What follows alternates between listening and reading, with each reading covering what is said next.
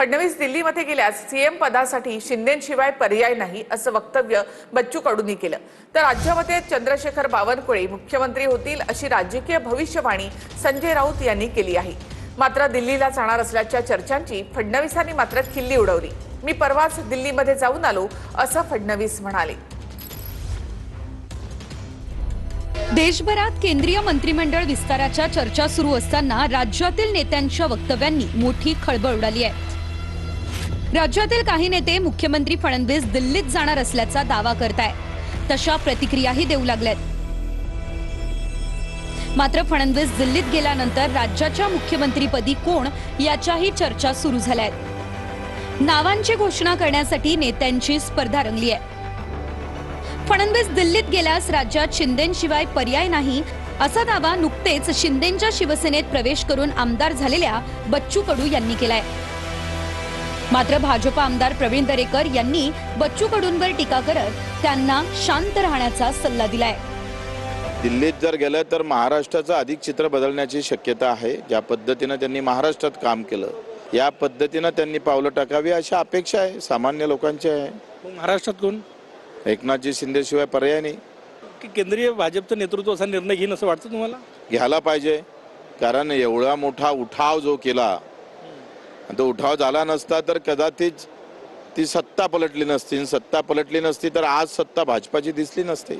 मला वाटतं बच्चू कडू यांनी बचकंडी वक्तव्य करू नयेत। उठाव केला नसता तर आता जर तर केलं तर नुसता उठाव करून भारतीय जनता पार्टी सोबत नसती तर, त्यामुळे मला वाटतं कारण नसताना वाद उभा करू नये।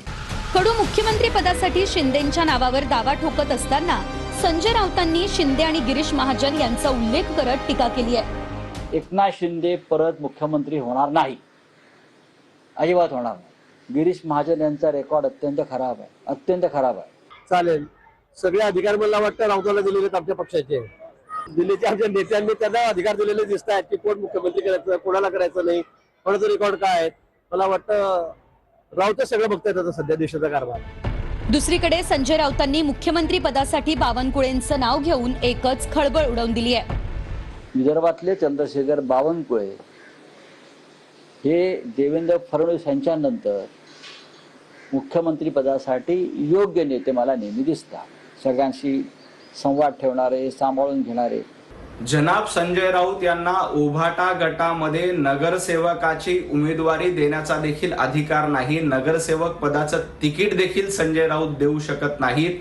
ते भारतीय जनता पार्टीचा मुख्यमंत्री ठरवत आहेत। भारतीय जनता पार्टी काय करेल याचे निर्णय सांगण्यापेक्षा उभाटा गटामध्ये नेमकं काय होणार ते बघा। मुख्यमंत्री पदाबाबत दावे प्रतिदावे, आरोप प्रत्यारोप सुरू असताना भाजपचे नेते सुधीर मुनगंटीवार यांनी संजय राऊतांवर टीका केली। तर रोहित पवारांनी मात्र शिंदेचं नाव घेत त्यांची ताकद दिल्लीतून वाढवली जात असल्याचं म्हटलंय। या संदर्भातही म्हणजे जी माहिती आम्हाला नाही ती त्यांना असते याचा मात्र हा विचार केला पाहिजे की भारतीय जनता पार्टीच्या नेत्यांना काही माहिती नाही आणि त्यांना माहिती आहे। राज्यामध्ये कारण नसताना अस्थिरता निर्माण व्हावी या दृष्टीने असे वक्तव्य केले जातात। भाजपचे एक मंत्री आहेत जे एक लहान खात्याचे मंत्री आहेत, आज त्यांना सुद्धा कदाचित मोठी जबाबदारी महाराष्ट्रामध्ये येत्या काळामध्ये मुख्यमंत्री पदाची सुद्धा मिळू शकते। पण दुसऱ्या बाजूला एकनाथ शिंदे साहेबांना सुद्धा कमी समजून चालणार नाही। एकनाथ शिंदे साहेबांनी स्वतःची ताकद खूप वाढवलेली आहे। दिल्लीत सुद्धा जे नेते आहेत भाजपचे प्रमुख नेते हे त्यांना बळ देताना आपण सगळेजण बघू शकतो। मुख्यमंत्री पदाबाबत चर्चा रंगत असताना प्रत्येक नेता आपल्या सोयीनुसार नेत्यांची नावं पुढे करत असल्याचं दिसतंय।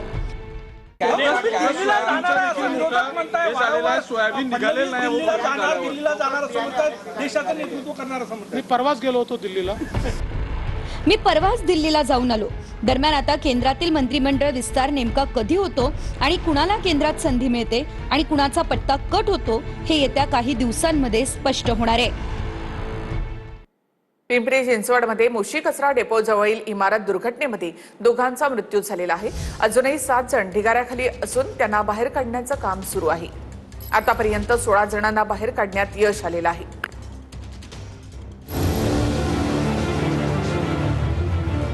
मोशी कचरा डेपो दुर्घटनेमध्ये दोघांचा मृत्यू झालाय. अजूनही 7 जण ढिगाऱ्याखाली असून त्यांना बाहेर काढण्याचं काम सुरू आहे. कचऱ्याच्या ढिगाऱ्याखाली सापडलेल्या इमारतीतून आतापर्यंत 16 जणांना बाहेर काढण्यात आलंय. बचाव कार्य सुरू असताना ढिगाऱ्याखाली अडकलेल्यांचे नातेवाईक आक्रमक झालेत. नातेवाईकाला कल्पना देता मागच्या मागे लोक आज 4 दिवस झाले तो बसले. म्हणजे इथं प्रशासनाने यांना काहीच मदत केली नाही. फक्त हा देखावा चाललाय आणि ते देखावा चालल्यामुळे सगळे चालले. त्यांना याची काळजी नाही.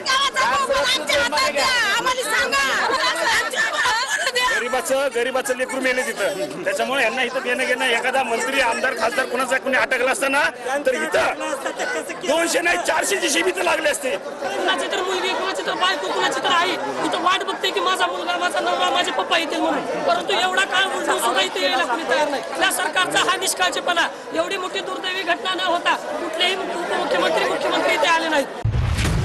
मोशी दुर्घटनेमध्ये अक्षय सावंत आणि राहुल गायकवाड या दोघांचा मृत्यू झालाय. अक्षय सावंत यांचा मृतदेह गुपचूप नेल्यानं नातेवाईकांनी गोंधळ घातला. मुख्यमंत्री फडणवीसांनी मोशी प्रकरणामध्ये चौकशीचे आदेश दिलेत.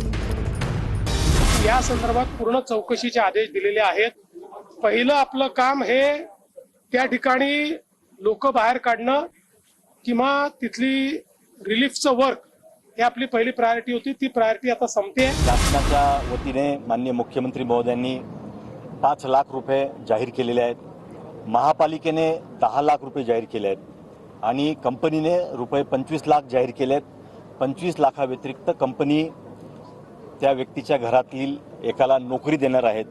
त्याचप्रमाणे जर लहान मुलं असतील तर त्यांचं पूर्ण शिक्षण हे कंपनी करणार आहे.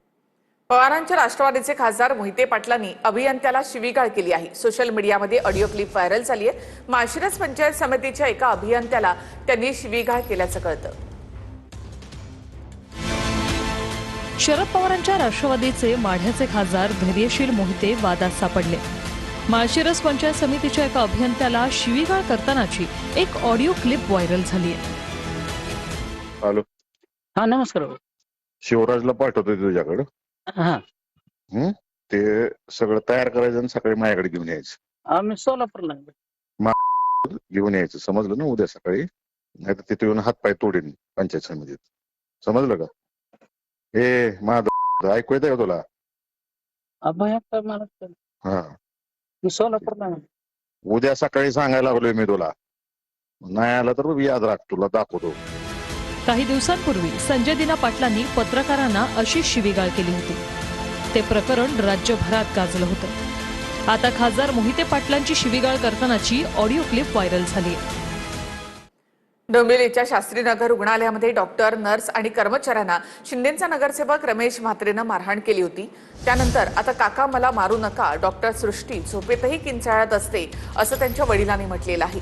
मुलीची अवस्था सांगताना डॉक्टर वडिलांचा कंठ दाटून आला.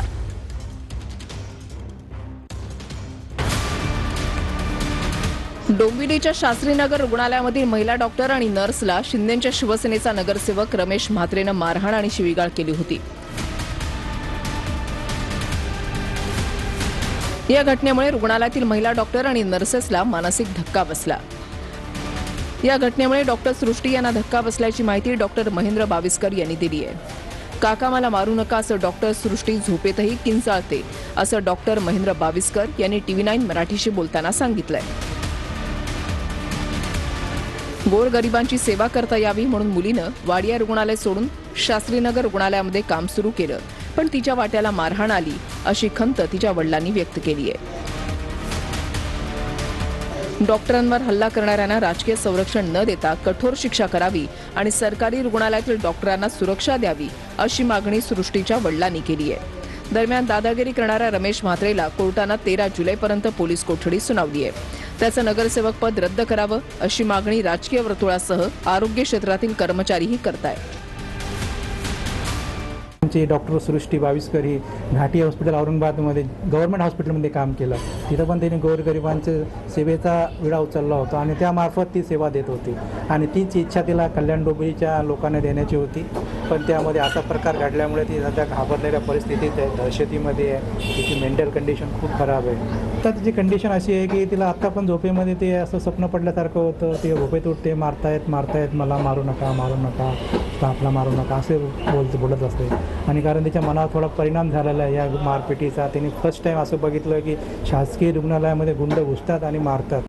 पालघरच्या केळवे रोडमध्ये पुराच्या रौद्र रूपाचा काळीज पिळवटून टाकणारा प्रसंग समोर आलाय. घरामध्ये पुराचं पाणी शिरलं होतं, त्यामुळे एक कुटुंब तब्बल 4 तास आईचा मृतदेह घेऊन घराच्या छतावर बसून राहिलं. पालघरच्या केळवे रोड मध्ये पुराच्या रौद्र रूपाचा काळीज पिळवटून टाकणारा एक प्रसंग समोर आलाय. 6 जुलैला घरात शिरलेल्या पुराच्या पाण्यामुळे एका कुटुंबावर तब्बल 4 तास मृतदेह घेऊन घराच्या छतावर बसण्याची वेळ ओढावली आहे. 55 वर्षीय अनुसया मनोहर लिलका यांच्यावर धुंदलवाडी या ठिकाणच्या रुग्णालयात उपचार सुरू होते. मात्र या उपचारादरम्यानच रविवारी रात्री त्यांचा मृत्यू झाला. सोमवारी पहाटे त्यांचा मृतदेह रुग्णवाहिकेतून केळवे रोड या ठिकाणी आणण्यात आला. मात्र पश्चिमेकडून पूर्वेकडे जाणाऱ्या रेल्वे भुयारी मार्गामध्ये पुराचं पाणी साचलेलं होतं. त्यामुळे मृतदेह खांद्यावरून देवीपाड्यातील त्यांच्या घरापर्यंत आणावा लागला. पण सकाळी पुन्हा पावसाचा जोर वाढला आणि काही वेळातच पुराचं पाणी त्यांच्या घरात शिरलं. पाण्याचा प्रवाह इतका वाढला की मृतदेह वाहून जाण्याचा धोका निर्माण झाला. अखेर कुटुंबियांनी घराच्या किचनच्या भागातील छताचे 2 सिमेंटचे पत्रे फोडले आणि मोठ्या कष्टानं मृतदेह छतावर नेला. पावसात मृतदेह भिजू नये म्हणून त्याला प्लास्टिकने झाकून ठेवत कुटुंबियांनी तब्बल 4 तास छतावरच आसरा घेतला. एका बाजूला आयुष्यभराची साथ सोडून गेलेल्या व्यक्तीचा मृतदेह आणि दुसऱ्या बाजूला पुरापासून आपल्या कुटुंबाला वाचवण्याची धडपड. असं दुहेरी संकट लिलका कुटुंबावर ओढावलं. 2 तासांनंतर पुराचं पाणी हळूहळू ओसरू लागलं. त्यानंतर मृतदेह पुन्हा खाली आणण्यात आला. ग्रामस्थांनी मदतीचा हात पुढे केला. लाकडांची व्यवस्था करून देवीपाडा स्मशानभूमीत अनुसया लिलका यांच्यावर अंत्यसंस्कार करण्यात आले. मात्र या हृदयद्रावक प्रसंगामुळे निसर्गाच्या रौद्र रूपानं माणुसकीलाही अश्रूंमध्ये भिजवलंय. अयोध्येमधील श्रीराम मंदिरामध्ये देणगी मोजणाऱ्या 23 कर्मचाऱ्यांनी एकाच वेळी राजीनामे दिले आहेत. राम मंदिरामध्ये चोरी झाल्यानंतर भाविकांकडून 500 रुपयांच्या नोटांऐवजी आता 10 आणि 20 रुपयांच्या नोटा दानपेटीमध्ये टाकण्याचे प्रकार वाढले. नोटा मोजणीला जास्त वेळ लागत असल्यामुळे कर्मचाऱ्यांनी राजीनामे दिले. अयोध्येतील राम मंदिरात दान चोरी प्रकरण समोर आल्यानंतर त्याचा मोठा फटका आता मंदिर प्रशासनाला बसू लागलाय. पूर्वी दानपेटीत दान म्हणून येणाऱ्या नोटांचं प्रमाण आता घटलंय. त्याऐवजी लोक आता सुट्टे पैसे किंवा 10 आणि 20 रुपयांच्या नोटा दानपेटीत टाकू लागले. त्यामुळे कामाचा ताण वाढला असल्याचा दावा करत मंदिरातील 23 कर्मचाऱ्यांनी राजीनामे दिलेत. पूर्वी 500च्या नोटांचे 70 ते 80 बंडल दिवसाला तयार व्हायचे. आता चोरी प्रकरणानंतर हे दान घटलंय. आता दान घटलं असलं तरी सुट्ट्या पैशांमुळे कामाचा ताण वाढल्याची तक्रार कर्मचाऱ्यांनी केली आहे. दान चोरी प्रकरणामुळे मंदिराला मोठा फटका बसतोय. आधीच भाविकांची संख्या कमी झाली आहे, त्यामुळे दानही घटलंय. त्यामध्ये 23 कर्मचाऱ्यांनी राजीनामे दिल्यामुळे मंदिर प्रशासनाची चांगलीच डोकेदुखी वाढली आहे. दुसरीकडे आरोपींच्या नातेवाईकांची बँक खाती पोलिसांच्या रडारवर आहेत. गैरव्यवहार करणाऱ्या 8 आरोपींना पोलिसांनी यापूर्वीच अटक केली आहे. आता त्यांच्या 50हून अधिक नातेवाईकांच्या बँक खात्यांची चौकशी सुरू करण्यात आली आहे. अपहार केलेल्या पैशांमधून कोणते व्यवहार झाले याचा शोध पोलिसांकडून घेतला जातो. तर राम मंदिर दान चोरी प्रकरणी चंपत राय यांच्यासह सहनियुक्त केलेल्या पदाधिकाऱ्यांची नार्को टेस्ट करा अशी मागणी माजी मंत्री सुबोध सावजी यांनी उत्तर प्रदेशच्या राज्यपालांकडे केली आहे. राज्यामधील 102 तरुण पाकिस्तानी गँगस्टर शहजाद भट्टीच्या संपर्कात आहेत. भट्टीच्या संपर्कात आलेल्या सर्वांची एटीएस कडून चौकशी सुरू आहे. भट्टीच्या साथीदारांकडून तरुणांची दिशाभूल करण्यास सुरुवात झाली आहे. सोशल मीडियावरून भट्टीच्या साथीदारांची तरुणांची मैत्री होते. आपल्या पल्ल्यावर नजर ठेवा, तसंच सतर्क रहा असं आवाहन एटीएस कडून करण्यात आलंय. राज्यभरात एटीएसनं धाडी टाकत पाकिस्तानी गँगस्टर शहजाद भट्टीच्या संपर्कातील 150हून अधिक लोकांची चौकशी केली आहे. मुंबईसह छत्रपती संभाजीनगर, जालना, नागपूर, गडचिरोलीसह अनेक ठिकाणी एटीएसनं धाडी टाकल्यात. महाराष्ट्रातील काही तरुण सोशल मीडियाच्या माध्यमातून लाहोरमधील हस्तकांच्या संपर्कात असल्याची गुप्त माहिती मिळाल्यानंतर एटीएसनं कारवाई करत मराठवाड्यातनं 15 संशयितांना ताब्यात घेतलं. या संशयितांची 10 तास कसून चौकशी करून त्यांना सोडून देण्यात आलंय. या संशयित 15 जणांचे मोबाईल फोन्स आणि इलेक्ट्रॉनिक उपकरणांचीही कसून तपासणी करण्यात आली आहे. गुरुवारी मध्यरात्रीपासून एटीएसनं राज्यभरात छापेमारी केली आणि राज्यातले 102 तरुण एटीएसच्या रडारवर आहेत. पोलिसांच्या स्पेशल सेलनं बुधवारी शहाजाद भट्टीशी संबंधित कथित 2 गट उद्ध्वस्त करून दिल्ली आणि पंजाबमधून 6 संशयितांना अटक केली होती. त्यानंतर महाराष्ट्रात या धाडी टाकण्यात आल्या. महाराष्ट्र एटीएसच्या विशेष पथकांनी मुंबई, ठाणे, कुर्ला, वांद्रे, जोगेश्वरी, नवी मुंबई, मीरा रोड, भाईंदर यासह सांगली, सातारा, बीड, जालना, धाराशिव आणि छत्रपती संभाजीनगरसह राज्यभरातील 150हून अधिक संशयास्पद ठिकाणी एकाच वेळी छापे टाकले. एटीएसने खूप मोठी कारवाई केली आहे. या संदर्भात सगळी माहिती लवकरच आपल्याला देऊ, पण भरपूर गोष्टी या कारवाईमध्ये मिळालेल्या आहेत. या कारवाईचा मुख्य रोख पाकिस्तानातील लाहोरचा मूळ रहिवासी असलेला शहाजाद भट्टी याच्या डिजिटल नेटवर्कवर आहे. शहाजाद भट्टी हा पूर्वी ऑनलाईन कंटेंटच्या माध्यमातून सोशल मीडियावर सक्रिय होता. मात्र आता तो दुबईत बसून गुन्हेगारी टोळ्यांचे आंतरराष्ट्रीय नेटवर्क चालवत असल्याचं उघड झालंय. देशव्यापी मोहिमेअंतर्गत एटीएसनं मराठवाड्यात एकूण 15 ठिकाणी धाडी टाकल्यात. यामध्ये सर्वाधिक कारवाया छत्रपती संभाजीनगरात झाल्या असून तिथून 10 जणांना ताब्यात घेण्यात आलं. याशिवाय जालना जिल्ह्यातनं 2, धाराशिवमधून 2 आणि बीड जिल्ह्यातनं 1 अशा एकूण 15 जणांची एटीएसच्या पथकानं अज्ञात स्थळी चौकशी केली. आबिद जाट उर्फ आबिद छल, अजमल गुजर, हम्माद मेनन, राणा हुसेन, अशरफ बशीर आलम हे भट्टीचे साथीदार देशात नेटवर्क पसरवतात. फेसबुक, टेलिग्राम, इंस्टाग्राम, व्हॉट्सअप या समाज माध्यमांचा वापर करून हे नेटवर्क विणलं जात आहे. त्यामुळे एटीएसनं संशयित तरुणांच्या पालकांना सतर्कतेचं आवाहन केलंय.